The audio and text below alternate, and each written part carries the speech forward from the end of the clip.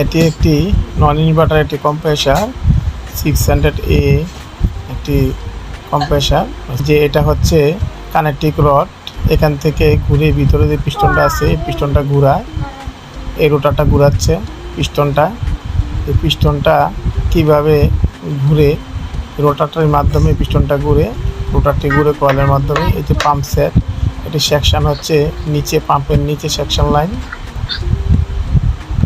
আর এই discharge bulb দিয়ে discharge pressure হয়, এতে এটা ডিসচার্জ প্রেশারের লাইন।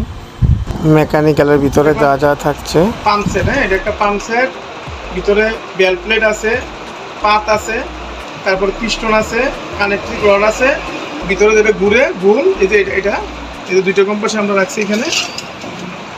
এই যে ঘুরে, এটা হচ্ছে রোটার, এটা দেখা। এই যে এটা হচ্ছে রোটার, এটা কি, এটা হচ্ছে রোটার। আর পুরোটা হচ্ছে কয়েল। এইটা রোটারের সাথে যে এই সাথে যেটা থাকে এটা হচ্ছে কয়েল। কয়েলের আলমেলসার হচ্ছে এটা, ঠিক আছে। এটা হচ্ছে কোর অথবা আলমেলসার। আর এটা হচ্ছে আমার যে কপারের যে তারগুলো আছে, এই তারটা মিলে কয়েল হয়। হ্যাঁ, এটা পুরোটা মিলে হচ্ছে একটা মেকানিক্যাল। হ্যাঁ,